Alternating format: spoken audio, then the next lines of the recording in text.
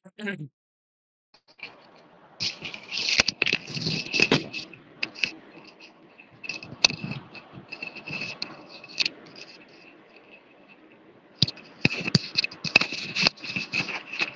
শিক্ষার্থীবৃন্দ, আসসালামু আলাইকুম রহমতুল্লাহি ওয়া বারাকাতুহু।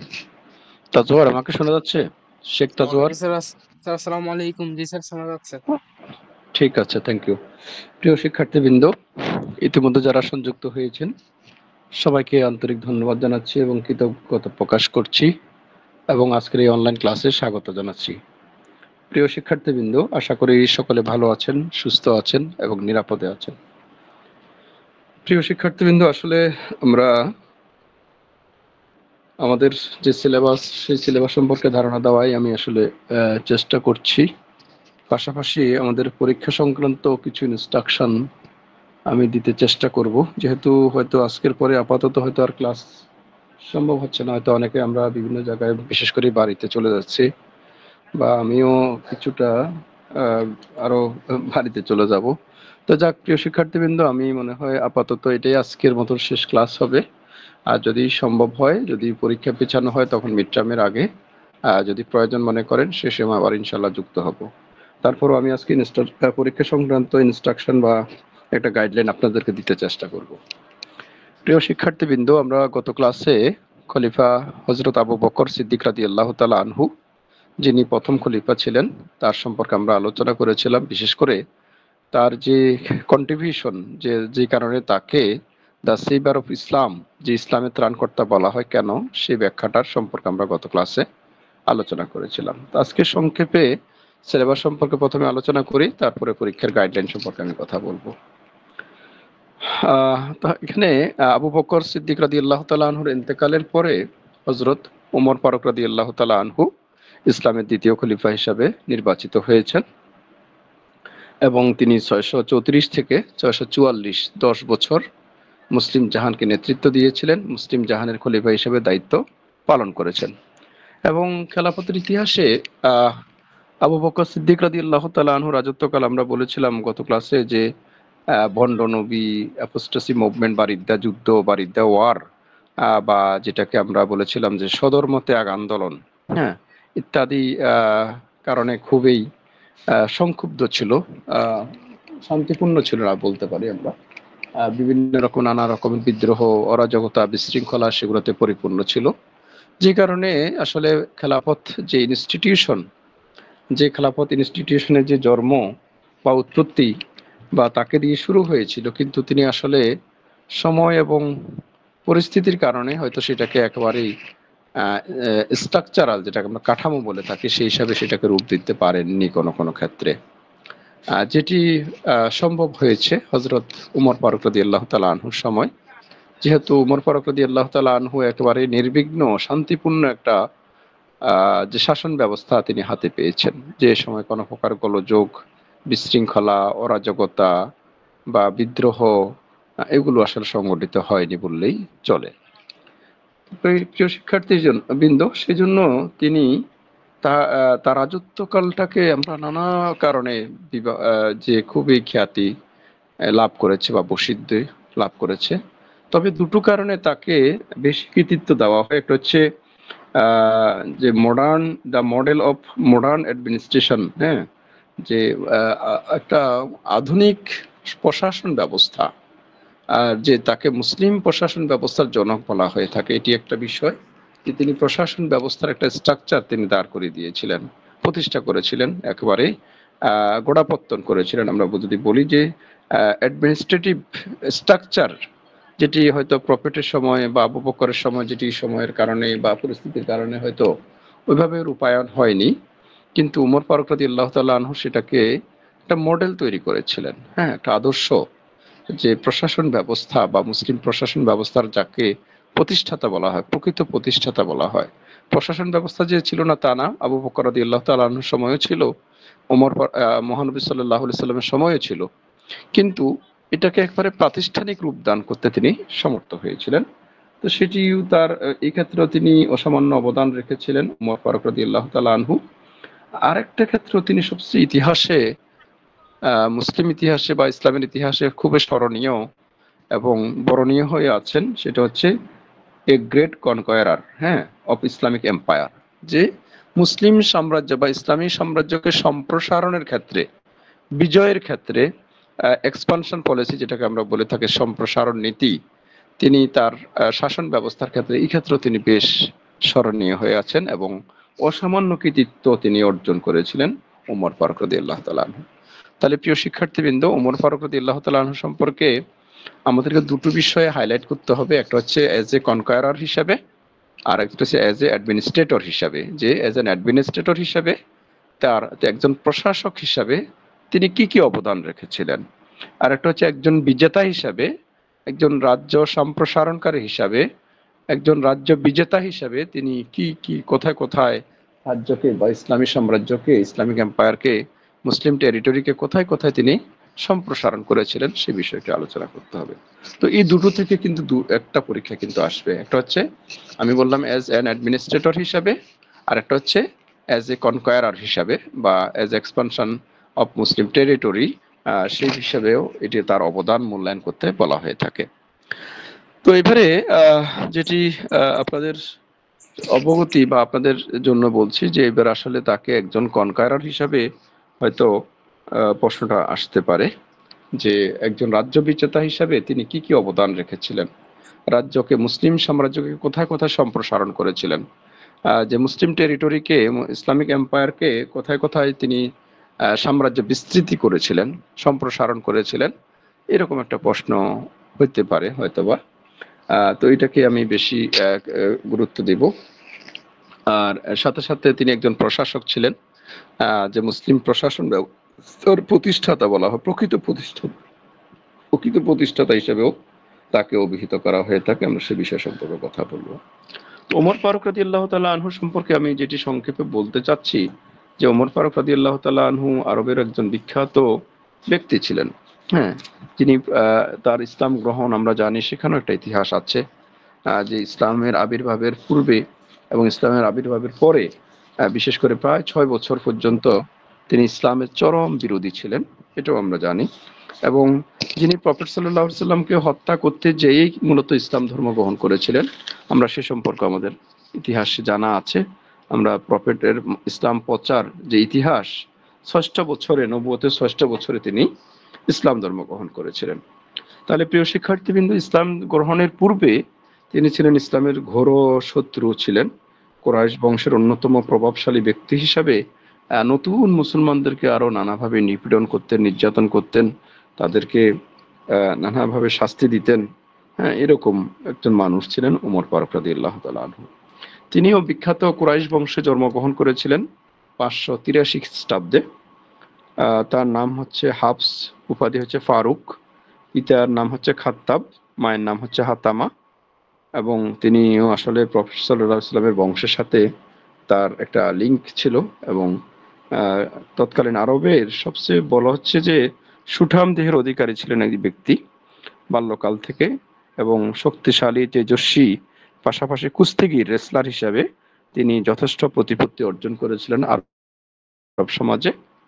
এছাড়া তার আরেকটা সবচেয়ে বড় গুণ, যে আরবের বলা হচ্ছে যে ইসলামী যুগে বা ইসলামের প্রাথমিক সময়ে কুরাইশ বংশের 17 জন মানুষ যারা লেখাপড়া জানতেন। হ্যাঁ, এটা আমার বক্তব্য না, একজন ইতিহাসবিদ আল বালাজুরি, সে আল বালাজুরি বলছেন যে 17 জন যে শিক্ষিত, ওমর ফারুক ছিলেন অন্যতম।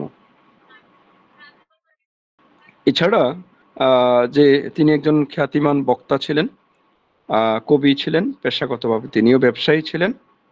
এই হলো মোটামুটি তার সম্পর্কে পরিচয়। আর তিনি ইসলামের প্রথম দিকে খুবই চরম শত্রু ছিলেন, যেটা আমি কিছুক্ষণ আগে উচ্চারণ করেছিলাম।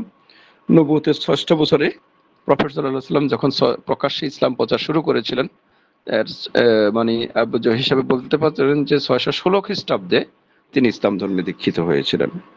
তো প্রিয় শিক্ষার্থীবৃন্দ, আমরা জানি যে তিনি তার বোন এবং ভগ্নিপতিকে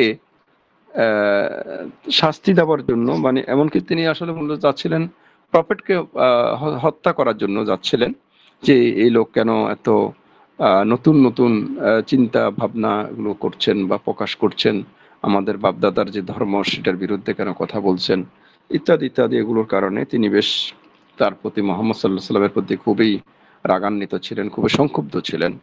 এমনকি তাকে হত্যা করার জন্য একটা তরবারি নিয়ে যাচ্ছিলেন যে আহ, তিনি কেন এরকম নতুন নতুন মতবাদ প্রকাশ করছেন বা প্রচার করছেন, যেটা আরব একটা তাদের মধ্যে বিশৃঙ্খল একটা অবস্থা বা একটা ডিপার্কেশন, সেই জায়গাগুলো আমরা দেখছি। তো সেই জায়গায় তিনি আসলে প্রতিমধ্যে যখন শুনলেন যে তার বোন এবং ভগ্নিপতি তারা ইসলাম ধর্ম গ্রহণ করেছেন, তখন তিনি প্রফেটকে হত্যার পরিবর্তে তাদেরকে শাস্তি দেওয়ার জন্য তিনি তাদের বাড়িতে যাওয়ার পরিকল্পনা নিচ্ছিলেন বা যাচ্ছিলেন। এবং সেখানে যে দেখলেন যে তারা তার বোন এবং ভগ্নিপতি তারাও আহ, যে ইসলামের পবিত্র যে বাণী কোরআন শরীফ তারা তেলাওয়াত করছিলেন, তাকে দেখে তারাও সেটাকে গোপন করলেন এবং সংবরণ করে রাখলেন, এবং তাদেরকে তিনি বেশ শাস্তি বা প্রহারও করেছিলেন। তো যাক, তার শাস্তির পরেও কিন্তু তারা আমরা দেখেছিলাম যে আহ, তার বোন এবং ভগ্নিপতি তারা ইসলাম থেকে বিমুখ হননি, ইসলামের ইসলাম ধর্মের থেকে তারা বিচ্যুত হননি। তখন তিনি জিজ্ঞেস করলেন, তোমরা আমি আসার আগে বা আমি যখন তোমাদের ঘরে প্রবেশ করছি তখন তোমরা কি পড়ছিলে? বলে যে আমরা ইসলামের অমোঘ বাণী যে পবিত্র কোরআন তেলাওয়াত পড়ছিলাম। বলে আমাকে দাও, আমি পড়ি। বলে না, তুমি তো এটা পড়তে পারবা না, তোমাকে আগে পবিত্র হতে হবে, এরকম একটা বলা হয়েছিল। তো যাক, পরবর্তীতে তিনি তাদের কাছ থেকে পবিত্র কোরআনের সুমহান বাণী শুনলেন এবং তার মন বিগলিত হয়েছিল এবং তিনি ইসলাম ধর্ম গ্রহণ করেছিলেন। এমনকি পরবর্তীতে তিনি বিগলিত হওয়ার পরে তিনি বললেন যে তোমাদের নবীর কাছে আমাকে নিয়ে যাও, তোমাদের রাসূলের কাছে আমাকে নিয়ে যাও, আমি তার সাথে দেখা করতে চাই, তার সাথে কথা বলতে চাই। এভাবে মূলত ওমর ফারুক রাদিয়াল্লাহু তাআলা আনহু ইসলামের চরম শত্রু থেকে পরম ভক্তে পরিণত হওয়ার সঙ্গে সঙ্গে ইসলামের শক্তি তার ইসলামে তিনি দীক্ষিত হয়েছিলেন, ইসলাম ধর্ম গ্রহণ করেছিলেন। এমনকি তার ইসলাম গ্রহণের ব্যাপারেও প্রফেট সাল্লাল্লাহু আলাইহি সাল্লাম আল্লাহর কাছে প্রার্থনা করেছিলেন যে আরবের বিখ্যাত দুইজন মানুষ ছিলেন, একটা হচ্ছে আবু জেহেল, আরেকজন হচ্ছেন ওমর ফারুক রাদিয়াল্লাহু তাআলা আনহু, তাদের দুজনের একজনকে ইসলামে দীক্ষিত করো, এরকম একটা প্রফেটের প্রার্থনাও ছিল। হ্যাঁ, তো যাক, আমরা দেখেছিলাম যে তার ইসলাম গ্রহণের মাধ্যমে ইসলামের শক্তি বহুগুণে বৃদ্ধি পেয়েছিল। এই জন্য ইসলামের ইতিহাসে তাকে ফারুক উপাধিতে আখ্যায়িত করা হয়, যে ফারুক হচ্ছে সত্য মিথ্যার প্রভেদকারী। যেহেতু তার ইসলাম গ্রহণের মাধ্যমে ইসলামের বিধিবিধান পালন প্রকাশ্য রূপ নিয়েছিল। ইতিপূর্বে কিন্তু মুসলমানরা আসলে একেবারেই সংগোপনে একান্ত ভাবে তারা ইসলামের বিধিবিধানগুলো পালন করতেন। কিন্তু আবু বকর ওমর ফারুক রাদিয়াল্লাহু তাআলা আনহু যখন ইসলাম ধর্ম গ্রহণ করেছিলেন, ইসলামের বিধিবিধান, যে হুকুম আহকামগুলো যেগুলো আছে সেগুলোর পালনের ব্যাপারে তখন তিনি একেবারে প্রকাশ্য রূপ নিয়েছিলেন। মুসলমানরা প্রকাশ্যভাবে সেই জিনিসগুলোকে তারা প্রতিপালন করার চেষ্টা করেছিলেন। এই জন্য ইতিহাসে তিনি ফারুক নামে পরিচিত, যেহেতু সত্য মিথ্যার প্রভেদকারী উপাধি তিনি লাভ করেছিলেন। আমরা এই সময় থেকে মূলত তার ইসলাম গ্রহণের মাধ্যমে ইসলাম প্রকাশ্য রূপ নিয়েছিল। তো যাক, প্রিয় শিক্ষার্থীবৃন্দু, আমরা পরবর্তীতে তিনি ইসলামের সেবায় নিজেকে উৎসর্গ করেছিলেন, এবং কি যে বলা হয়ে থাকে যে বিভিন্ন যুদ্ধে তিনি অংশগ্রহণ করেছিলেন, যে অসাধারণ বীরত্ব, যোগ্যতা, দায়িত্ববোধের পরিচয় দিয়েছেন। আমরা সেই জিনিসগুলো দেখি। হুদায়বিয়া সন্ধি সহ প্রফেটের জীবদ্দশায় প্রফেটের একেবারেই নিত্য সহচর হিসাবে আমরা দেখেছিলাম আবু বকর সিদ্দিক রাদিয়াল্লাহু তাআলা আনহুর পরেই আমরা দেখেছিলাম ওমর ফারুক রাদিয়াল্লাহু তাআলা আনহু তার খুব ঘনিষ্ঠ একজন সহচর ছিলেন। প্রিয় শিক্ষার্থীবৃন্দ, মুহাম্মদ সাল্লাল্লাহু আলাইহি ওয়াসাল্লামের ইন্তেকালের পরে তিনি খুবই পাগল প্রায় হয়ে পড়েছিলেন, যে তিনি আসলে বিশ্বাস করতে পারেননি যে মুহাম্মদ ইন্তেকাল করবেন। হ্যাঁ, এরকম একটা বিষয় আছে যেটা পবিত্র কোরআনে বর্ণিত আছে। তো যাক, তিনি উন্মত্ত পাগলের ন্যায় বিক্ষুব্ধ হয়ে পড়েছিলেন, এবং পরবর্তীতে আমরা যেটা পূর্ববর্তী ক্লাসগুলোতে আলোচনা করেছি, যে খেলাফতের সূচনায় বা প্রফেটের অবর্তমানে যে নেতৃত্বের যে বিষয়টি, সেই বিষয়ের ক্ষেত্রেও খুব সংকটময় অবস্থার মধ্যেও তিনি খুব গুরুত্বপূর্ণ ভূমিকা পালন করেছিলেন। তিনি প্রথম খলিফা আবু বকর সিদ্দিক রাদিয়াল্লাহু তাআলা আনহুর নাম প্রস্তাব করেছিলেন, তার প্রতি সর্বপ্রথম আনুগত্যের শপথ গ্রহণ করেছিলেন। এমনকি তার এই শপথ এবং তার যে আনুগত্য, সেটার মাধ্যমে সমগ্র আরব জাতি তার প্রতি আনুগত্য স্বীকার করেছিলেন। তো যাক প্রিয় শিক্ষার্থীবৃন্দ, তিনি খলিফা হবার পূর্ব পর্যন্ত আমরা দেখেছিলাম যে তিনি প্রফেটের সময় তিনি গুরুত্বপূর্ণ অবদান রেখেছিলেন। এমনকি আবু বকর সিদ্দিক রাদিয়াল্লাহু তাআলা আনহু যখন খলিফা হয়েছিলেন তখনও তিনি প্রধান উপদেষ্টা হিসেবে তাকে বিভিন্ন পরামর্শ, সহযোগিতা বা ইসলামের সেবায় নিজেকে উৎসর্গ করেছিলেন। প্রিয় শিক্ষার্থীবৃন্দ, তিনি আহ আবু বকর সিদ্দিক রাদিয়াল্লাহু তাআলা আনহু যখন তার রাজত্বের শেষের দিকে যখন তিনি প্রায় অসুস্থ হয়ে যাচ্ছেন, তার পূর্বেই যাতে করে খেলাফতের প্রশ্নে কোনো প্রকার দ্বিধাদ্বন্দ্ব না থাকে বা কোনো প্রকার বিতর্ক সৃষ্টি না থাকে, যেন কোনো প্রকার সংকট না থাকে, সংকট যেন না হয়, তখন তিনি কি করেছিলেন, অতীতের অভিজ্ঞতা থেকে উমর রাদিয়াল্লাহু তাআলা আনহুকে খেলাফতের গুরু দায়িত্বের জন্য উপযুক্ত মনে করতেন। কেননা কঠোরতা, ন্যায়নিষ্ঠা, জাগতিক কর্তব্য সম্বন্ধে ওমর তৎকালীন সাহাবীদের মধ্যে সর্বশ্রেষ্ঠ ছিলেন। তবুও তার নির্বাচনের সপক্ষে জনমত যাচাই করার জন্য তিনি কি করেছিলেন, একটা কমিটি গঠন করেছিলেন, যেটাকে আমরা সার্চ কমিটি বলে থাকি আমাদের আধুনিক পরিভাষায়। এই সার্চ কমিটি গঠন করেছিলেন এবং কয়েকজন সাহাবীকে দায়িত্ব দিয়েছিলেন। বিশেষ করে তিনি তাদের সাথে আলাপ আলোচনা করেছিলেন। আব্দুর রহমান ইবনে আউফ, হযরত আলহা রাদিয়াল্লাহু তাআলা আনহু সহ আরো বেশ কয়েকজন সাহাবী, এবং তিনি তাদের কাছ থেকে মতামত নিয়েছিলেন ওই সময়ের মধ্যে কে খলিফা হবার উপযুক্ত। ওমর রাদিয়াল্লাহু তাআলা আনহু আছেন, ওসমান রাদিয়াল্লাহু তাআলা আনহু আছেন, আলী রাদিয়াল্লাহু তাআলা আনহু আছেন এবং আব্দুর রহমান ইবনে আউফ সহ বিভিন্ন ব্যক্তি আছেন। কিন্তু সকলের চেয়ে দেখলেন যে ওমর ফারুক রাদিয়াল্লাহু তাআলা আনহুর পক্ষে জনমত সবচেয়ে বেশি। সেই হিসাবে আবু বকর সিদ্দিক রাদিয়াল্লাহু তাআলা আনহু তিনি তার মৃত্যুর পূর্বে বলা হয় এই নির্বাচন প্রক্রিয়াটা তিনি অনেকটা সম্পন্ন করে গিয়েছিলেন। এমনকি বলেছিলেন যে আমি আমার কোনো আত্মীয় স্বজনকে খলিফা হিসেবে মনোনীত করিনি, বরং উমরকে মনোনীত করেছি যাতে করে আপনারা এই সিদ্ধান্তে সন্তুষ্ট হন। এই কথা শুনে উপস্থিত সমবেত জনতা সকলেই এক কণ্ঠে বলল যে আমরা আপনার কথা শুনলাম এবং তারকে খলিফা হিসাবে মেনে নিলাম। এভাবে প্রিয় শিক্ষার্থীবৃন্দ 634 খ্রিস্টাব্দে আবু বকর সিদ্দিক রাদিয়াল্লাহু তাআলা আনহু ইন্তেকালের পরে তিনি মুসলিম জাহানের দ্বিতীয় খলিফা হিসাবে মনোনীত হলেন। তো আমি আসলে সময় বেশি নেব না, আসলে রাত হয়ে গেছে, সবাই হয়তো রোজাদার ছিলেন অনেকে, সবাই টায়ার্ড, হ্যাঁ, আরো সকলের আরো নানা পারিপার্শ্বিক অনেক কাজে ব্যস্ততা আছে। তো এখানে উমর ফারুক রাদিয়াল্লাহু তাআলা আনহু খলিফা হওয়ার পরে যে পরিস্থিতি বা সে সময় একেবারে শান্তিপূর্ণ ছিল, যে ইসলামিক খেলাফতে বা সাম্রাজ্যে বা রাজ্যে যে আবু বকর সিদ্দিক রাদিয়াল্লাহু তাআলা আনহু যে সকল অরাজকতা, বাধা বিপত্তি তিনি মোকাবেলা করেছিলেন, উমর ফারুক রাদিয়াল্লাহু তাআলা আনহুর সময় এগুলো একেবারেই ছিল না। এগুলো না থাকার কারণে মূলত তিনি এই উদ্যোগগুলা গ্রহণ করেছিলেন। যখন ঘরের ভিতরে শান্তি থাকবে, স্বাভাবিকভাবে দেখবেন যে যে ওই পরিষদ বা ওই পরিবার তারা তখন বিভিন্ন জায়গায় তাদের যে নিজস্ব একটা আধিপত্য, নিজস্ব সংস্কার, নিজস্ব উন্নয়ন, সেগুলোর ব্যাপারে মনোযোগী হবেন। তো প্রিয় শিক্ষার্থীবৃন্দ, ওমর ফারুক রাদিয়াল্লাহু তাআলা আনহুর সময় খেলাফত ব্যবস্থার সূচনা লগ্নে থেকে একেবারেই শান্তিপূর্ণ ছিল। কোনো প্রকার অরাজকতা, বিশৃঙ্খলা, বিদ্রোহ, যে বাধা বিপত্তি বা সংক্ষুব্ধতা এরকম কোনো কিছু ছিল না।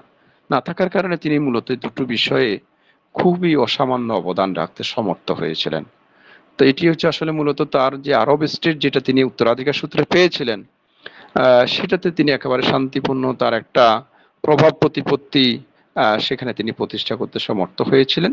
সেই কারণে তিনি আসলে মুসলিম সাম্রাজ্য সম্প্রসারণে মনোনিবেশ করেছিলেন। যে তিনি কেন রাজ্য বিজয়ে কেন মনোনিবেশ করেছিলেন এটি যদি বলা হয়ে থাকে, আসলে মূলত তৎকালীন সময়ের পরিস্থিতির কারণে তিনি এই পদক্ষেপ গ্রহণ করেছিলেন। প্রিয় শিক্ষার্থীবৃন্দ, ওই সময় দুটি সুপার পাওয়ার ছিল তৎকালীন সময়ের বিশ্বে, দুটি পরাশক্তি ছিল। একটা হচ্ছে পারস্য সাম্রাজ্য, পার্সিয়ান এম্পায়ার বলা হয়ে থাকে, আর একটা হচ্ছে বাইজেন্টাইন সাম্রাজ্য। তিনি তার রাজত্বকালের এই দুটি সাম্রাজ্যকে পদানত করেছিলেন, জয় করেছিলেন এবং মুসলিম শাসন সেই জায়গায় প্রতিষ্ঠা করতে সমর্থ হয়েছিলেন। এবং সেজন্য বলা হয়ে থাকে যে আরবের পূর্বে যে পারস্য সাম্রাজ্য ছিল, যেটা ইরাক, মেসোপটেমিয়া থেকে আমুদরিয়া পর্যন্ত বর্তমান ইরান নিয়ে যেটা পারস্য সাম্রাজ্য গঠিত, তিনি পুরো পারস্য সাম্রাজ্যে তিনি সে জায়গায় তার আধিপত্য বিস্তার করতে সমর্থ হয়েছিলেন। এর পাশাপাশি আমরা যে আরেকটা বলছি যে বাইজেন্টাইন সাম্রাজ্য, তৎকালীন সময়ে যেটাকে আমরা সুপার পাওয়ার বলছি, সেই বাইজেন্টাইন সাম্রাজ্য তিনি কি করেছিলেন, বিজয় করতে সমর্থ হয়েছিলেন। এবং তবে এই বিজয়গুলো কিন্তু প্রিয় শিক্ষার্থীবৃন্দ একদিনে হয়নি, বিভিন্ন যুদ্ধ সংগঠিত হয়েছে। একেবারে তার রাজত্বের প্রথম দিক থেকে শুরু করে শেষ অবধি পর্যন্ত বিভিন্ন যুদ্ধ বিগ্রহের মাধ্যমে মূলত তিনি পার্সিয়ান এই অঞ্চল তিনি বিজয় করতে সমর্থ হয়েছিলেন তৎকালীন সময়, যেটাকে পার্সিয়ান এম্পায়ার, যেটাকে আমরা আধুনিক ইরান, ইরাক এই অঞ্চল, মেসোপটেমিয়া অঞ্চল যেটাকে আমরা বলে থাকি, যেটা দাজলা এবং ফোরাত, ইউফ্রেটিস এবং ট্রাইগ্রিস যে উপত্যকা, যেই নদী, সেই অববাহিকা অঞ্চলে তিনি মূলত সেই সময় তার সাম্রাজ্য প্রতিষ্ঠা করতে সমর্থ হয়েছিলেন। দ্বিতীয়ত তার আরেকটা বড় যেটা অ্যাচিভমেন্ট রাজ্য বিস্তারের ক্ষেত্রে, সেটা হচ্ছে তিনি রোমান সাম্রাজ্য, যেটাকে আমরা ইতিহাসে বাইজেন্টাইন সাম্রাজ্য বলে থাকি, সেই রোমান সাম্রাজ্য বা বাইজেন্টাইন সাম্রাজ্য তৎকালীন সময়ের আরেকটি পরাশক্তি। সে আরবের এই পাশে, আরবের উত্তর পশ্চিমে রোমান সাম্রাজ্য, পূর্বে রোমান সাম্রাজ্যকে আমরা বাইজেন্টাইন সাম্রাজ্য বলে থাকি। সেই বাইজেন্টাইন সাম্রাজ্য গঠিত হচ্ছে আসলে মূলত সিরিয়া, প্যালেস্টাইন, জর্ডান, মিশর নিয়ে গঠিত ছিল। সিরিয়া, প্যালেস্টাইনে আরবের অধিবাসীরা বসতি স্থাপন করেছিল। অতি প্রাচীনকাল থেকে বলা হচ্ছে আরবের সাথে এদের একটা ঘনিষ্ঠ যোগাযোগ ছিল।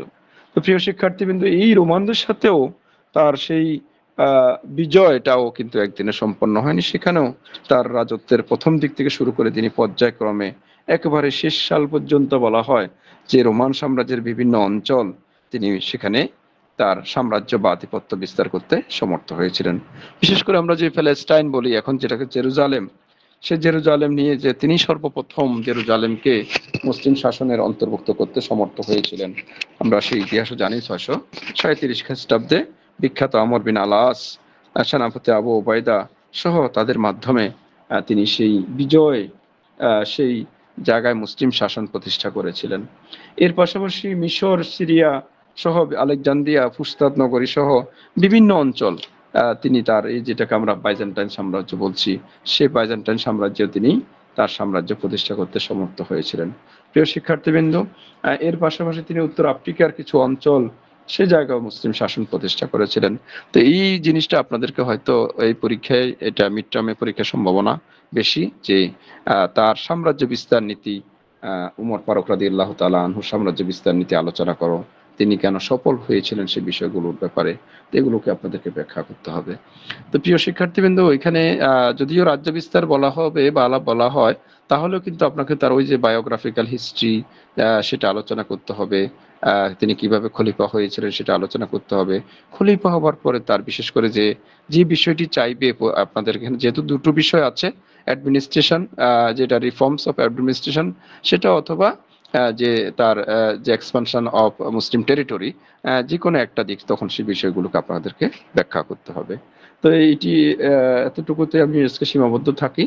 তো এই প্রিয় শিক্ষার্থীবৃন্দ, আসলে তিনি কেন সফল হয়েছিলেন? হ্যাঁ, প্রথমত আমি যেটা বলি যে ওই সময় শান্তিপূর্ণ একটা অবস্থা তৎকালীন তার রাষ্ট্রে ছিল, এবং তিনি সেনাপতিদের যে নৈপুণ্য বা কর্মকুশলতা এই ক্ষেত্রেও খুবই গুরুত্বপূর্ণ। আর কোনো প্রকার বিশৃঙ্খলা, অরাজকতা এগুলো ছিল না। তার যে কঠোর নেতৃত্ব, হ্যাঁ, সেটিও একটা খুব ফ্যাক্টর ছিল। কোনো প্রকার যে বিশৃঙ্খলা সে সময় দেখা দেয়নি, এটিও ছিল। তার শাসন ব্যবস্থার সংস্কারের ক্ষেত্রে তিনি খুব গুরুত্বপূর্ণ অবদান রেখেছিলেন। বিশেষ করে আমি জাস্ট পয়েন্টগুলো বলে যাচ্ছি যে তিনি কি কি কাজ, শাসন ব্যবস্থার মূল বৈশিষ্ট্য ছিল যে গণতান্ত্রিক ব্যবস্থাপনা ছিল, যে ডেমোক্রেটিক ওয়েতে যে মহানবী সাল্লাল্লাহু আলাইহি সাল্লাম বা আবু বকর সিদ্দিক রাদিয়াল্লাহু তাআলা আনহু যে গণতন্ত্রের যে বীজ বপন করেছিলেন, ওমর রাদিয়াল্লাহু তাআলা আনহু সেটাকে একেবারেই প্রাতিষ্ঠানিক রূপ দিয়েছিলেন। এবং সকল বিষয়ে সেখানে সাম্য, স্বাধীনতা, একতা, ভ্রাতৃত্বের আদর্শ উদ্বুদ্ধ হয়ে তিনি রাষ্ট্রীয় জীবনের সকল ক্ষেত্রে জনকল্যাণমূলক শাসন প্রতিষ্ঠা করেছিলেন। এটি ছিল তার শাসন ব্যবস্থার প্রধান বৈশিষ্ট্য। তার শাসন সংস্কার, যেটা আমরা বলছিলাম যে অ্যাজ এ অ্যাডমিনিস্ট্রেটর হিসেবে যে তিনি কি কাজ করেছিলেন, এটি ছিল একটি বিষয়। এর পাশাপাশি তিনি মজলিসে শুরা বা কনসালটেটিভ বডি, যেটা আমরা বলি যে তিনি পরামর্শ সভা, অ্যাডভাইজারি বোর্ড, যেটা আমরা যাদেরকে আমরা বলে থাকি যে উপদেষ্টা, তার একটা উপদেষ্টা মণ্ডলী ছিল। সেই উপদেষ্টা মণ্ডলীর মাধ্যমে তিনি শাসন ব্যবস্থা পরিচালনা করতেন। এবং তিনি বলতেন যে মজলিসে শুরা ব্যতীত, পরামর্শ ব্যতীত খেলাফত চলতেই পারে না। এটি তারই গুরুত্বপূর্ণ একটা বক্তব্য, যে কোরআন এবং হাদিসের আলোকে তিনি মূলত এই মজলিসে শুরার পরামর্শ গ্রহণ করতেন। উপদেষ্টাদের কাছ থেকে পরামর্শ নিতেন। সেখানে দুটো ভাগে বলা হয়, একটা হচ্ছে মজলিসে আম আর একটা হচ্ছে মজলিসে খাস। তো যাক, আমি সেই ব্যাখ্যাগুলো এখন আজ বিস্তারিত আলোচনা করছি না, জাস্ট এগুলো বলছি যে তিনি আরব জাতীয়তাবাদ প্রতিষ্ঠার ব্যাপারে তিনি খুবই পরাকাষ্ঠা ছিলেন। যে আরব জাতীয়তাবাদ, বিশেষ করে আরবদের যে রক্তের বিশুদ্ধতা, জাতীয় বৈশিষ্ট্য, যে রক্তের বিশুদ্ধতা, আভিজাত্য, সামরিক প্রাধান্য ধরে রাখতে তিনি বেশ কিছু পদক্ষেপ গ্রহণ করেছিলেন। যে অনারবদেরকে আরবের বাহিরে সে জায়গায় আরবের বাহিরে বসবাস করতে তিনি বাধ্য করেছিলেন, এবং আরব উপদ্বীপে একমাত্র ইসলাম ধর্ম অবলম্বী ছাড়া অন্য ধর্মের লোকদেরকে অবস্থান করতে পারবে না বলে তিনি ডিক্লারেশন দিয়েছিলেন। এই সময় তিনি ইহুদি এবং খ্রিস্টানদেরকে উপযুক্ত ক্ষতিপূরণ দিয়ে আরবের বাহিরে বসবাসের ব্যবস্থা করেছিলেন। তাছাড়া আরব উপদ্বীপে শুধু আরববাসীদের জন্য সংরক্ষিত থাকবে অধিকৃত জমি, দেশে জমি জমা ক্রয়, চাষাবাদ করা আরববাসীদের জন্য নিষিদ্ধ ঘোষণা করা হয়েছে। তাদেরকে শুধু সামরিক সেনানিবাসে বসবাস করতে নির্দেশ দেওয়া হয়েছে। তো যাক, আমি তার আরব জাতীয়তাবাদ নীতি, ওইটিও খুব গুরুত্বপূর্ণ ছিল। আর মুসলমানদের প্রতিও তার যে সহানুভূতি নীতি, যে তাদেরকে জিম্মি বলা হতো, জিম্মেরা মুসলিম রাষ্ট্রে জিজিয়া কর প্রদান করে সকল স্বাধীনতা, সকল প্রকারের সুযোগ সুবিধা ভোগ করতেন। এছাড়া তিনি প্রশাসন ব্যবস্থাটাকে ডিসেন্ট্রালাইজেশন, যেটাকে আমরা বলে থাকি, যে বিকেন্দ্রীকরণ করেছিলেন। তিনি প্রশাসন ব্যবস্থাকে বিশাল সাম্রাজ্যকে 14টি প্রদেশে বিভক্ত করেছিলেন। আমি আর এগুলো বিস্তারিত বলছি না, আসলে সময় খুবই কম। এছাড়া রাজস্ব ব্যবস্থা সংস্কার করেছিলেন। প্রপার্টির সময় যে 5টি রাজস্বের উৎস ছিল, রাষ্ট্রের আয়ের উৎস ছিল 5টি, যে গনিমত, জাকাত, জিজিয়া, খারাজ এবং আলফাই। তিনি এর সময় আরো দুটো কর তিনি বৃদ্ধি করেছিলেন, একটা হচ্ছে ওসর আর একটা হচ্ছে উসুর। ওসর হচ্ছে আসলে ভূমিকর, যেটাকে আমরা বলি মুসলমানদের ভূমিকর। আর উসুর হচ্ছে আসলে আমরা যেটা এখন বর্তমান সময়ে যেটা আমরা কাস্টমস বলে থাকি, যে আবগারি শুল্ক, যে ব্যবসা বাণিজ্যের যে ট্যাক্স, হ্যাঁ, সে ট্যাক্স তিনি আরোপ করেছিলেন। প্রিয় শিক্ষার্থীবৃন্দ, তিনি শুধুমাত্র ট্যাক্স আদায় করে ক্ষান্ত হননি বা রাজ্য বিস্তার করে ক্ষান্ত হননি, রাষ্ট্রের সকল নাগরিককে তিনি পেনশনের আওতায় এনেছিলেন। তৎকালীন সময়টা চিন্তা করে দেখতে পারেন, যে 634 খ্রিস্টাব্দে ওমর ফারুক রাদিয়াল্লাহু তাআলা আনহু রাষ্ট্রের সকল শ্রেণীর নাগরিককে তাদের অবস্থান অনুযায়ী নির্দিষ্ট একটা পেনশন, বার্ষিক পেনশনের আওতায় তিনি এনেছিলেন। বেকার ভাতা বলেন বা বৃদ্ধ ভাতা বলেন বা মুক্তিযোদ্ধা ভাতা বলেন, ইত্যাদি ইত্যাদি ভাতাগুলো তিনি রাষ্ট্রের আয়ের যে অংশ, সেই অংশে রাষ্ট্রের ব্যয় নির্বাহের পরে সকল অর্থ রাষ্ট্রের সকল নাগরিকের মধ্যে পেনশন হিসেবে বরাদ্দ দেবার তিনি উদ্যোগ গ্রহণ করেছিলেন। প্রিয় শিক্ষার্থীবৃন্দ, এই সময় তিনি একটা যে সেন্ট্রাল ট্রেজারি হাউস, যেটা আমাদের দেশে আমরা বাংলাদেশ ব্যাংক বলে থাকি, সেই বাইতুল মাল তিনি প্রতিষ্ঠা করেছিলেন।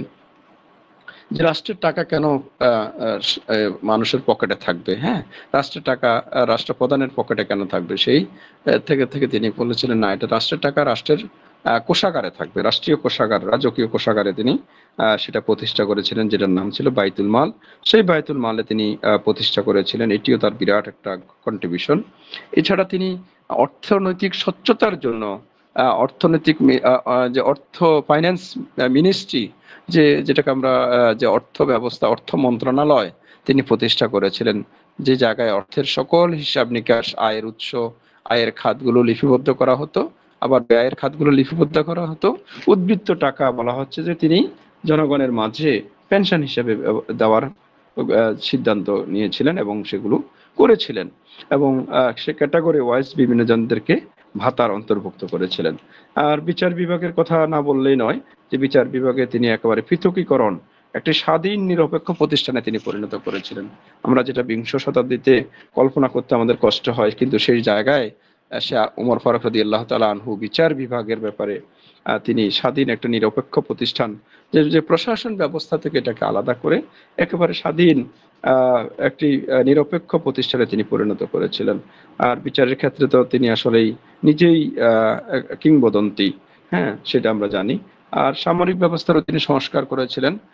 যে সামরিক বাহিনী যেটি ছিল, সেখানে সামরিক বাহিনীকে বিভিন্ন ভাগে ভাগ করে পদাতিক, অশ্বারোহী, তীরন্দাজ, বাহক ইত্যাদি বিভক্ত করে সেগুলোকে তিনি সংস্কার করেছিলেন এবং শক্তিশালী করেছিলেন। আর নতুন আর একটা বিভাগ, পুলিশ বিভাগ, যেটা আমরা এখন দেখি, এখনো যেটি আছে, ওমর ফারুক রাদিয়াল্লাহু তাআলা আনহু সর্বপ্রথম যে রাষ্ট্রের শান্তি শৃঙ্খলা, হ্যাঁ, নিশ্চয়তা করার জন্য জনগণের শান্তি শৃঙ্খলা, জনমনে শান্তি শৃঙ্খলা রক্ষা করা এবং অপরাধ নির্মূল করার জন্য তিনি এই পুলিশ বিভাগের সৃষ্টি করেছিলেন ওই সময়, যেটি এখনো আমাদের দেশেও আছে এবং আরব দেশেও আছে। এছাড়া তিনি আদমশুমারির কথা আমরা জানি যে আদমশুমারি করেছিলেন ওই সময়, সেন্সাস, রিপোর্ট তৈরি করেছিলেন, রাষ্ট্রের টোটাল জনগণ কত বা সংখ্যা কত সেই জিনিসগুলো করেছিলেন। আর জনকল্যাণের ক্ষেত্রে তো তিনি আসলে অদ্বিতীয়। আমরা জানি যে তিনি রাতের অন্ধকারে জনগণের অবস্থা দেখার জন্য তিনি ছুটে যেতেন, আমরা সেই বিষয়গুলো জানি। তো যাক প্রিয় শিক্ষার্থীবৃন্দ, এইভাবে ওমর ফারুক রাদিয়াল্লাহু তাআলা আনহু একজন বিখ্যাত শাসক ছিলেন, যিনি 10 বছরের অধিক সময় গৌরবের সাথে খেলাফতের কার্যক্রমগুলো সুষ্ঠুভাবে পরিচালনা করেছিলেন।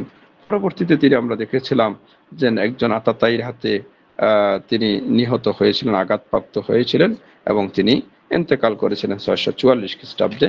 তো এই আবু বকর সিদ্দিক ওমর ফারুক রাদিয়াল্লাহু তাআলা আনহু একজন বিজেতা হিসাবে তিনি ইতিহাসে প্রসিদ্ধ, একজন সামরিক সংগঠক হিসাবে সেই জায়গাও তিনি খুবই খ্যাতিমান, একজন শাসক হিসাবেও তিনি বেশ জনকল্যাণ যে ন্যায় নীতি প্রতিষ্ঠার জন্য তিনি সর্বদা সচেষ্ট ছিলেন। একজন প্রশাসক হিসাবে সে জায়গায় তিনি অবিস্মরণীয় কীর্তি স্থাপন করেছিলেন। গণতন্ত্রের ধারক বাহক হিসাবেও তিনি স্মরণীয় আছেন। আর বেশ কিছু সংস্কার, আমরা যেমন আদমশুমারির কথা বললাম, নতুনত্ব তিনি প্রশাসন ব্যবস্থায় পেনশন ভাতা সৃষ্টি প্রদান করা, তারপর রাষ্ট্রীয় কোষাগার স্থাপন করা, পুলিশ বিভাগ প্রতিষ্ঠা করা, এমনকি যে জেলখানা, এই যে জেলখানা আপনারা যে দেখেন প্রিজন, সেটাও তিনি প্রতিষ্ঠা করেছিলেন, যাতে করে অপরাধীরা সংশোধন হয়। সেই জায়গায় তাদেরকে নিয়ে তাদেরকে সংশোধনাগারক হিসেবে এটাকে তিনি সেখানে তাদেরকে আবদ্ধ রাখা না বা পানিশমেন্ট দেওয়া না, সেই জায়গায় তিনি এই জেলখানা নির্মাণ করেছিলেন আলাদাভাবে, স্বতন্ত্রভাবে, যাতে করে অপরাধীদেরকে শাস্তি নিশ্চিত করা হয়। তো যাক প্রিয় শিক্ষার্থীবৃন্দ, আর তিনি শিক্ষা সংস্কৃতির বিকাশেও খুব অনন্য অবদান রেখেছিলেন। শিক্ষা নগরী কুফা, বসরা, ফুস্তাদ, মসুল সহ বিভিন্ন জায়গায় বলা হয় যে তিনি শিক্ষার সংস্কৃতির বিকাশে অনন্য অবদান রেখেছিলেন, আমরা সেই বিষয়গুলো জানি। তো এই হিসাবে তিনি খুব একজন বিখ্যাত শাসক ছিলেন ওমর ফারুক রাদিয়াল্লাহু তাআলা আনহু। এখানে তবে আপনাদের একটা প্রশ্ন আসতে পারে, সেটা আমি যেটা বললাম, গ্রেট কনকারার অফ ইসলামিক এম্পায়ার, যে ইসলামিক সাম্রাজ্যের একজন শ্রেষ্ঠ বিজেতা হিসাবে তার অবদান কন্ট্রিবিউশন গুলো কি কি, সেই বিষয়গুলো সম্পর্কে একটা প্রশ্ন আসতে পারে। প্রিয় শিক্ষার্থীবৃন্দ, তার ইন্তেকালের পরে হযরত উসমান রাদিয়াল্লাহু তাআলা আনহু খলিফা হয়েছিলেন 644 থেকে 656 খ্রিস্টাব্দে, এবং যিনি 12 বছর শাসন করেছিলেন মুসলিম খেলাফতের শাসক হিসাবে তিনি দায়িত্ব পালন করেছিলেন। এবং তার রাজত্বকাল আসলে বিশেষ করে প্রথম 6 বছর অত্যন্ত শান্তিপূর্ণ ছিল, আর পরবর্তী 6 বছর অত্যন্ত সংক্ষুব্ধ ছিল। বিভিন্ন আন্দোলন, বিদ্রোহ, বিশৃঙ্খলা, অরাজকতা এগুলো খুবই প্রবল আকারে বিদ্যমান ছিল। তার বিরুদ্ধে নানা অভিযোগ, হ্যাঁ, আসলে অভিযোগগুলো একেবারেই মিথ্যা। সেই যে অভিযোগগুলো, তার স্বজনপ্রীতি, কোরআন শরীফ দগ্ধ করা, বাইতুল মাল যে কে বাইতুল মালের অর্থ আত্মীয় স্বজনকে প্রদান করা, সরকারি জায়গা দখল, ইত্যাদি ইত্যাদি অনেকগুলো অভিযোগ ছিল। সেই অভিযোগগুলো ওর ব্যাপারে বলা হয় যে এগুলো একেবারেই তার বিরুদ্ধে আনা যে অভিযোগ একেবারেই ভিত্তিহীন এবং উদ্দেশ্য প্রণোদিত। কিন্তু তারপরেও তার একটা বিরোধী পক্ষ সে সময় তৈরি হয়েছিল, এবং সে জায়গায় আমরা দেখেছিলাম সেখানে বিদ্রোহ হয়েছিল, এবং বিদ্রোহ হওয়ার কারণে এক পর্যায়ে আমরা দেখেছিলাম খলিফাকে হত্যা করা হয়েছিল। সেই মুসলমানদের হাতে, মুসলমানদের প্রিয় খলিফা, তারা 82 বছর বয়সে কোরআন পাঠরত অবস্থায় উসমান রাদিয়াল্লাহু তাআলা আনহুকে নির্মমভাবে হত্যা করা হয়। তো যাক, দুঃখজনক হলো সত্য এটি, 656 খ্রিস্টাব্দে তিনি ইন্তেকাল করেছিলেন।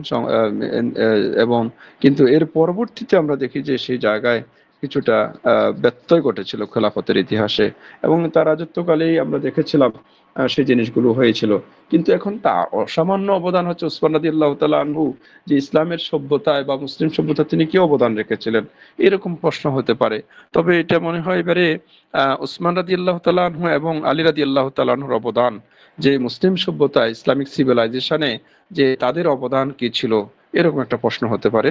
যেহেতু সম্ভবত বেশি হয়তো পড়ানো হয়নি, আমি তো পড়াইতেই পারি নাই, আর অন্যরা যারা পড়িয়েছেন কিনা আমি জানি না, তারপরেও প্রশ্নটাকে এইভাবে একসাথে মার্চ করা হয়েছে যে মুসলিম ইসলামিক সিভিলাইজেশনে যে হযরত উসমান রাদিয়াল্লাহু তাআলা আনহু এবং চতুর্থ খলিফা হযরত আলী রাদিয়াল্লাহু তাআলা আনহু তারা কি কি অবদান রেখেছিলেন, এগুলো হয়তো আপনাদেরকে এক্সপ্লেন করতে হয়তো বলা হবে, এরকম একটা প্রশ্ন আসতে পারে। তো যাক প্রিয় শিক্ষার্থীবৃন্দ, ওইখানে ওসমানের অবদানগুলো আলোচনা করতে হবে, সেখানে বিদ্রোহ বিশৃঙ্খলা এগুলো না। সেখানে মূলত আপনাদের তার যে বড় বড় কন্ট্রিবিউশন, যেমন আমি একটা কন্ট্রিবিউশন বলি, সেটা হচ্ছে তিনি জামিউল কোরআন যাকে বলা হয়ে থাকে, হ্যাঁ, যে তিনি, আমরা তো আগে বলেছিলাম যে আবু বকর সিদ্দিক রাদিয়াল্লাহু তাআলা আনহু প্রথম কোরআন সংকলনের উদ্যোগ নিয়েছিলেন এবং তিনি একটি পাণ্ডুলিপি তৈরি করেছিলেন। সেই পাণ্ডুলিপি সংগ্রহ করে সেই সেই কপি সংগ্রহ করে সেটার একটি নির্ভুল সংস্করণ প্রকাশ করে তিনি সাম্রাজ্যের সর্বত্র বিতরণ করেছিলেন। এবং তিনি যদি এই প্রচেষ্টা না চালাতেন, তাহলে মহাগ্রন্থ আল কোরআন অন্যান্য গ্রন্থের ন্যায় বিকৃত হয়ে যেত। তো এই পবিত্র কোরআন শরীফের নির্ভুল সংকলন একত্রীকরণে ওসমান তার শ্রেষ্ঠ কীর্তি এটি, এই জন্য তাকে জামিউল কোরআন বলা হয়ে থাকে। প্রিয় শিক্ষার্থীবৃন্দ, এছাড়া তিনি সাম্রাজ্য বিস্তারেও কিছু অবদান রেখেছিলেন। নৌবাহিনী, এই যে মুসলিম অ্যাডমিনিস্ট্রেশনে বা প্রশাসন ব্যবস্থায় বলতে পারেন যে নেভি সিস্টেমটাকে চালু করা, তিনি প্রথম এটি, যেহেতু তিনি সাইপ্রাস, রোডস, নিশাপুর সহ বিভিন্ন অঞ্চল, যে সমুদ্র উপকূলীয় কৃষ্ণ সাগর এবং উপকূলীয় অঞ্চলে তিনি অভিযান পরিচালনা করেছিলেন। সেই জন্য তিনি একটি শক্তিশালী সর্বপ্রথম একটি নৌবাহিনী গঠন করার উদ্যোগ গ্রহণ করেছিলেন, যেটি পরবর্তীতে মুআবিয়া রাদিয়াল্লাহু তাআলা আনহু সেই জায়গায় গুরুত্বপূর্ণ অবদান রেখেছিলেন। বিশেষ করে মিশরের শাসনকর্তা আবদুল্লাহ বিন কায়েস ইসলামের প্রথম নৌশক্তির প্রতিষ্ঠাতা হিসাবে ইতিহাসে অমর হয়ে থাকবেন। তো এই যে নৌবাহিনী গঠনের উদ্যোগ গ্রহণ করেছিলেন এই ওসমান রাদিয়াল্লাহু তাআলা আনহু, এইভাবে আপনারা খুঁজবেন, একটু সার্চ করবেন যে কন্ট্রিবিউশন অফ ওসমান রাদিয়াল্লাহু তাআলা আনহু to the development of Islamic civilization বা মুসলিম সিভিলাইজেশন। তো এই ক্ষেত্রে তিনি কি কি অবদানগুলো রেখেছিলেন, আপনারা এগুলোকে একটু ফাইন্ড আউট করে নোট করেন, তাহলে আমার মনে হয় আপনাদের কাজে আসবে। সেম হযরত আলী রাদিয়াল্লাহু তাআলা আনহু, যে ওসমানের ইন্তেকালের পরে 656 থেকে 661 সাল পর্যন্ত তিনি রাজত্ব করেছিলেন। তো তার রাজত্বকালও আসলে অনেকটা অরাজকতাপূর্ণ ছিল, বিশৃঙ্খলা ছিল। তিনটা গৃহযুদ্ধ, যে সিভিল ওয়ার হয়েছিল, মুসলমানের যুদ্ধ হয়েছিল তিনটি, এটি খুবই দুঃখজনক বিষয়।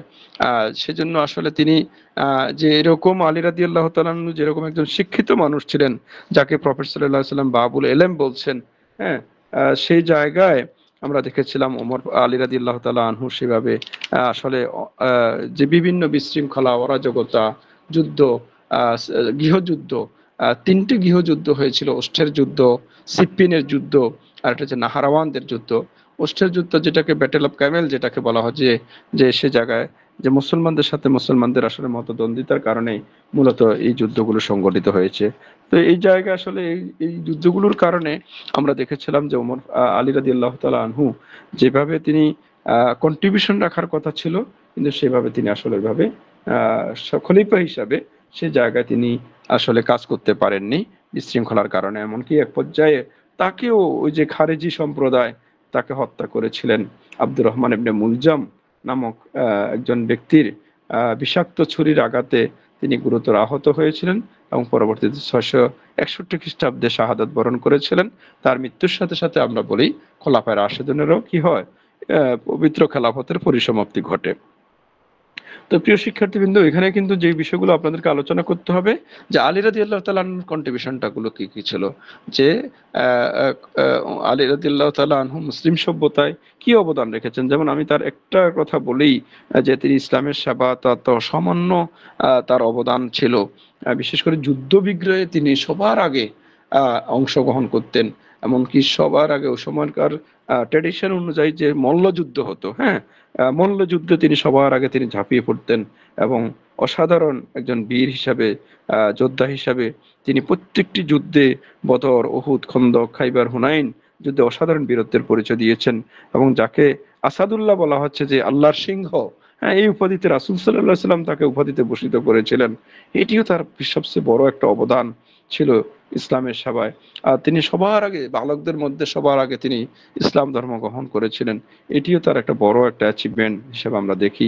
তো যাক প্রিয় শিক্ষার্থীবৃন্দ, আপনারা এগুলোকে একটু খুঁজবেন, আশা করি পাবেন, নেটে সার্চ করলেও পারবেন, যে কন্ট্রিবিউশন অফ আলী রাদিয়াল্লাহু তাআলা আনহু, একবারে টু দি পয়েন্টে একবারে আলোচনা করবেন। যেহেতু এখানে দুজন গুরুত্বপূর্ণ খলিফাকে একসাথে করে প্রশ্নটা হবে, যে ওসমান রাদিয়াল্লাহু তাআলা আনহু এবং আলী রাদিয়াল্লাহু তাআলা আনহু দুজনের অবদান ইসলামিক সিভিলাইজেশনে বা মুসলিম সভ্যতায় তাদেরকে তারা কি কি অবদান রেখেছিলেন, যেমন সে বিষয় সম্পর্কে একটা আলোচনা এরকম একটা হতে পারে। তো এই মোটামুটি এগুলোই হচ্ছে মিড টার্মের সিলেবাস। আসলে আর হয়তো এই 4টা কোশ্চেনে থাকতে পারে। সেই 4টা কোশ্চেনের কথা যেটা আমি ইতিমধ্যে আলোচনা করেছি, আমি আবার রিপিট করছি প্রশ্নগুলোর ব্যাপারে, যাতে করে আপনারা একটা গাইডলাইন পেতে পারেন এবং সেই হিসাবে প্রস্তুতি নিতে পারেন। আর আমি আমার কাছে যেগুলো আছে সেগুলো আপনাদেরকে আমি গ্রুপে দিয়ে দেব। আর এই সার্ভে অফ ইসলামিক হিস্ট্রির একটা বই আছে, সে বইটি আমি পিডিএফ আছে, তো এখানে আমি দিয়ে দেবো। যদিও বইটা একটু পড়তে হবে, আর সবচেয়ে বেশি আপনারা ইন্টারনেটে গুগলে চার্জ করবেন, সেখানে জায়গাগুলোতেও আপনাদের জন্য সহায়ক ভূমিকা পালন করবে। আমার কাছে কিছু শিট আছে, সেই শিটগুলো আমি দিব, গ্রুপে দিয়ে দিব। তো এখানে আমি আবার প্রশ্নগুলো একটু রিপিট করছি। প্রথম কোশ্চেনটা হবে, 4টা কোশ্চেন থাকবে পরীক্ষায়, আমি আপনাদেরকে আবার বলছি, তবে কি কি থাকবে আমি একেবারে বলছি না। 4টা কোশ্চেন থাকবে। খেলাফত নিয়ে একটা কোশ্চেন থাকবে, অরিজিন অ্যান্ড ডেভেলপমেন্ট অফ খিলাফা, ইনস্টিটিউশন অফ খিলাফা, ইলেকশন সিস্টেম অফ খলিফা, এরকম একটা প্রশ্ন আপনাদের, ডিফিনিশন অফ খিলাফা, এই সংক্রান্ত একটা প্রশ্ন থাকবে। এইটা সেই হিসাবে আপনারা প্রস্তুতি নেবেন। একেবারে প্রথম কোশ্চেন, প্রথম চ্যাপ্টার যেটি, যে খিলাফত কি, খিলাফতের উৎপত্তি এবং বিকাশ কিভাবে হয়েছিল, খলিফা নির্বাচনের পদ্ধতিগুলো কি কি, এরকম প্রশ্ন হতে পারে। বা যে 4জন খলিফা কিভাবে নির্বাচিত হয়েছেন, তাদের ইতিহাসটা কি কি ছিল। হ্যাঁ, আবু বকর কিভাবে নির্বাচিত হলেন, ওমর কিভাবে নির্বাচিত হলেন, ওসমান কিভাবে খলিফা নির্বাচিত হলেন, আলী রাদিয়াল্লাহু তাআলা আনহু খলিফা কিভাবে নির্বাচিত হলেন, এই 4জন খলিফা নির্বাচন পদ্ধতিটা কি ছিল। হ্যাঁ, এরকম একটা প্রশ্ন হতে পারে। তাহলে আশা করি প্রথম কোশ্চেনটা হবে খিলাফা ইনস্টিটিউশনের উপরে, origin and development of institution of খিলাফা, এর উপরেই যে সেটা আপনারা হতে পারে, সেই হিসাবে আপনারা প্রস্তুতি নিতে পারেন। 2 নম্বর কোশ্চেনটা হতে পারে, আমি যেটা গত ক্লাসে আলোচনা করেছিলাম, যে হযরত আবু বকর সিদ্দিক রাদিয়াল্লাহু তাআলা আনহুকে নিয়ে, যে তাকে কেন, তার কি কি অবদান ছিল, যার কারণে তাকে সেভার অফ ইসলাম এই অভিধায় আখ্যায়িত করা হয়ে থাকে। আবু বকর সিদ্দিক রাদিয়াল্লাহু তাআলা আনহু, তাকে ইসলামের ত্রাণকর্তা বলা হয় কেন, ব্যাখ্যা করো, এরকম কিছু কন্ট্রিবিউশন হয়তো আলোচনা আপনাদেরকে করতে হবে। তৃতীয়ত বলেছিলাম যে ওমর ফারুক রাদিয়াল্লাহু তাআলা আনহু থেকে হতে পারে, সেটা আমি একেবারেই আপনাদেরকে স্পেসিফিকলি বলেছিলাম, যে a great conqueror of Islamic empire, যে ইসলামিক সাম্রাজ্যের একজন শ্রেষ্ঠ বিজেতা হিসাবে, বা তার যে মুসলিম টেরিটরিকে তিনি কোথায় কোথায় সম্প্রসারণ করেছিলেন, এরকম একটা প্রশ্ন হতে পারে, যে একজন বিজেতা হিসেবে ওমর ফারুক রাদিয়াল্লাহু তাআলা আনহুর কৃতিত্ব আলোচনা করো। আর শেষ কোশ্চেনটা যেটা আমি বলেছিলাম, যে মূলত যে মুসলিম সভ্যতায় হযরত ওসমান এবং আলী রাদিয়াল্লাহু তাআলা আনহুর অবদানগুলো কি কি, এই বিষয় সম্পর্কে আলোকপাত করতে হয়তো বলা হবে। তো আপনারা একটু এগুলোকে খুঁজেন, সার্চ করেন। আর আমি আমার কাছে যেগুলো আছে এগুলো আমি গ্রুপে দিয়ে দেব। মোটামুটি এগুলো পড়লে আশা করি আপনাদের 3টে অ্যান্সার করতে হবে। একটা অর থাকবে, প্রশ্ন থাকবে আসলে 3টা। একটা অর থাকবে, যেটা আপনাদের আইকিউসির যে প্রশ্ন প্যাটার্ন, সেই প্রশ্ন প্যাটার্ন হিসাবে এগুলো এইভাবে উল্লেখ থাকবে। তা আশা করি আমার কথাগুলোকে বুঝতে পেরেছেন। সেই হিসাবে আপনারা প্রস্তুতি নেন। আমার মনে হয় আপনাদের আশা করি সমস্যা হবে না ইনশাআল্লাহ। যদি কারো কোনো জিজ্ঞাসা থাকে হ্যান্ড রাইজ করতে পারেন। রাতও হয়ে যাচ্ছে। আর আমি গ্রুপে দিয়ে দিব যেগুলো আমার কাছে আছে, আর আমার একটা বই আছে, বইটাও দিয়ে দিব গ্রুপে। এগুলো একটু দেখলে আশা করি আমি আরো বিভিন্ন জায়গায় যেগুলো আছে সেগুলো আপনাদের আমি গ্রুপে শেয়ার করব। আর আপনারা নিজেরাও একটু সার্চ করেন। আমি তো মোটামুটি বিষয়গুলো আপনাদের সাথে বলেছি, সে আঙ্গিকে আপনারা নিজেরা একটু সাজিয়ে গুছিয়ে টু দি পয়েন্টে প্রশ্নগুলোকে আলোচনা করবেন। মোটামুটি এই চারজন খলিফাকে নিয়ে মিড টার্মের প্রশ্নগুলো। তো সুতরাং আমার মনে হয় 4জন খলিফা সম্পর্কে ভালো করে ধারণা রাখলে বা পড়লে যে কোনো কোশ্চেনে আনসার করা আপনাদের জন্য সহজ হয়ে যাবে। তাজওয়ার, আমার কথাগুলো বুঝছেন কিনা? জি স্যার, বুঝতে পারছি। হ্যাঁ, আর কোনো জিজ্ঞাসা আছে কিনা? না স্যার। মোটামুটি তাহলে এগুলো স্যার পড়ালেখা করেন, আপনাদের বন্ধুদেরকে সহযোগিতা করেন, তাহলে আমি আশা করি আপনারা মিড টার্মের কেল্লা করতে পারবেন, বিজয় করতে পারবেন। ঠিক আছে, তাহলে রাত হয়ে যাচ্ছে, আমি তাহলে বিদায় নিই। ভালো থাকবেন, সবার প্রতি শুভকামনা থাকলো। আর ইনশাল্লাহ যদি বেশি সমস্যা না হয়, তা আর মনে হয় সুযোগ হবে না হয়তোবা, যেহেতু 6 তারিখ না 8 তারিখে মনে হয় আপনাদের পরীক্ষা, ঈদের পর পরে দেখেছিলাম। রুটিন দিছে নাকি তাজওয়ার? স্যার রুটিন প্রথমে 8 তারিখ ছিল, পরে আবার চেঞ্জ হয়ে 12 তারিখ থেকে করে দিছে। ও, 12 তারিখ তো বেশি পরিবর্তন না। আমাদের এক্সাম মনে হয় 13 তারিখ হবে স্যার। হ্যাঁ, তো সময় তো বেশি নাই, কেমন? তো ঠিক আছে, আমি ইয়েগুলো দিলে আপনারা একটু নিজেরা একটু সার্চ করে নিজেরা একটু নিজেদের মতন করে বিন্যাস করে সাজাবেন আর কি, কেমন? তো যাক, সবার প্রতি শুভকামনা রইল। আশা করি সবাই পরীক্ষা ভালো করবেন। পরবর্তীতে পরীক্ষার খাতায় দেখা হবে, এবং ইনশাল্লাহ সশরীরে পরীক্ষার পরে ইনশাল্লাহ দেখা হবে আপনাদের সাথে। তো সেই আশাবাদ ব্যক্ত করে যারা শেষ পর্যন্ত সংযুক্ত ছিলেন আছেন, সবাইকে আন্তরিক ধন্যবাদ এবং কৃতজ্ঞতা জানিয়ে আজকের সংযুক্তি এখানে শেষ করছি। আসসালামু আলাইকুম রহমতুল্লাহি ওয়া বারাকাতুহু। আসসালামু আলাইকুম। আসসালামু আলাইকুম।